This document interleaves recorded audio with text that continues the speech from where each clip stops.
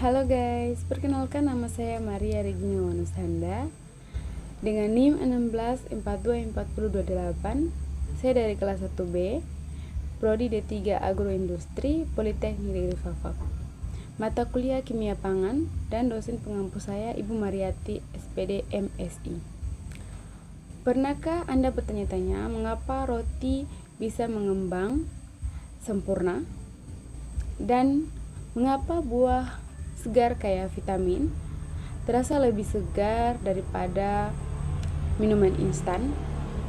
Atau mengapa beberapa makanan justru bisa menjadi racun bila tidak diolah dengan benar? Semua jawabannya ada pada kimia pangan. Dari peran enzim mempercepat reaksi vitamin, mineral yang menjaga gizi, bahan tambahan pangan, menjaga rasa dan warna, hingga senyawa fitokimia, menyehatkan bahkan senyawa beracun yang harus diwaspadai. Yuk kita eksplorasi bagaimana senyawa-senyawa ini bekerja dan bagaimana juga aplikasi dalam pengolahan pangan sehari-hari. Yuk kita lanjut. Halo Sobat Pangan, tahu nggak ada protein buper kecil yang bisa bikin makanan jadi lebih enak, empuk, bahkan lebih tahan lama? Yuk, namanya enzim dalam pangan. Enzim bekerja mempercepat reaksi kimia kayak amilase yang mencegah pati jadi gula, atau protease yang menguraikan protein.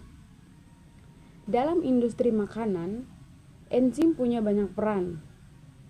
Di roti, amilase bantu ragi menghasilkan gas roti jadi berkembang. Dan di keju, enzim rennet bikin susu mengumpal, dan bromelin dari nanas bisa bikin daging jadi empuk. Tanpa enzim, proses alami dan industri bahkan lebih jauh atau lambat. Next, kita bahas vitamin. Pernah dengar jangan masak sayur kelamaan, vitamin hilang? Emang benar. Yuk kenalan sama vitamin. Vitamin itu mikronutrien penting, ada 2 jenis. Yang pertama, larutan air. Vitamin B dan C gampang rusak saat dimasak. Dan yang kedua, larutan lemak. Vitamin A, D, E, atau K disimpan dalam tubuh lebih lama. Contohnya jeruk vitamin E, antioksidan bantu daya tahan tubuh. Dan kedua, wortel vitamin A baik untuk mata. Dalam industri pangan, vitamin sering ditambahkan lewat fortifikasi, misalnya susu tambah vitamin D, tepung tambah vitamin B kompleks, minuman tambah vitamin C. Vitamin kecil tapi pengaruhnya lebih besar. Next, kita ke video yang ketiga, yaitu mineral. Kalau vitamin dari organik, mineral berasal dari unsur alami dan penting banget buat tubuh. Kalsium untuk tulang dan daging, zat besi buat pembentukan darah, kalium dan natrium tubuh, jaga keseimbangan tubuh. Dalam pengolahan pangan, tepung bisa difortifikasi zat besi untuk mencegah anemia, dan garam ditambah iodin untuk mencegah gondok, dan produk susu sering diperkaya kalsium.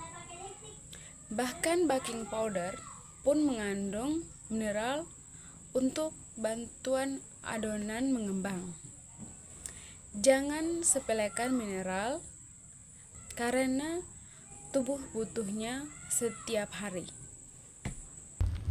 Next, video yang keempat, bahan tambahan pangan BTP. Pernah baca label makanan dan lihat kode E atau nama-nama kimia aneh? Itu bahan tambahan pangan loh. BTP ditambahkan untuk bikin makanan lebih awet, menarik dan enak. Contoh pengawet: natrium benzoat untuk saus dan minuman, emulsifier lecithin bikin campuran lemak dan stabil, pemanis buatan aspartam untuk diet dan diabetik. Tapi tenang, semuanya ada batas asam adi dan harus disetujui BPOM. BTP itu aman asal digunakan dengan benar. Oke, next kita bahas pewarna makanan. Oke, yang kelima, video pewarna. Makanan warna-warni emang menggoda, tapi pewarna yang dipakai aman gak sih? Pewarna ada dua jenis. Yang pertama, alami. Kurkumin dari kunyit, antosianin dari kol ungu. Sintetik, tratransin kuning, sunset yellow orange.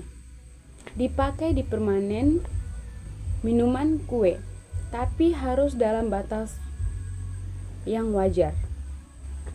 Pewarna alami makanan digemai karena lebih sehat, tapi sayangnya warna kurang tahan lama dibanding sintesis. Intinya pewarna boleh sesuai untuk aturan.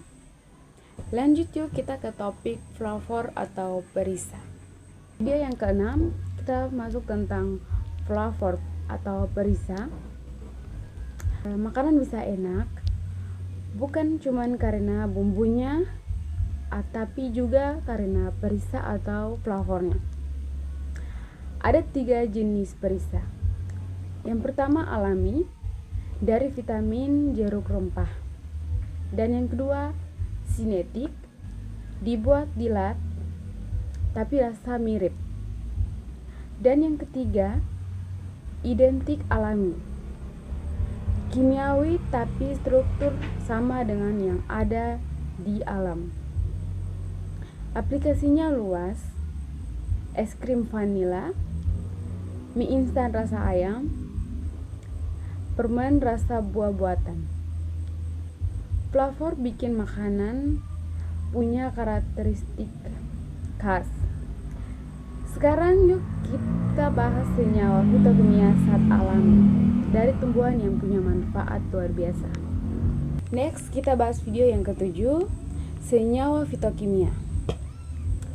Fitokimia itu bukan vitamin tapi punya manfaat luar biasa buat tubuh,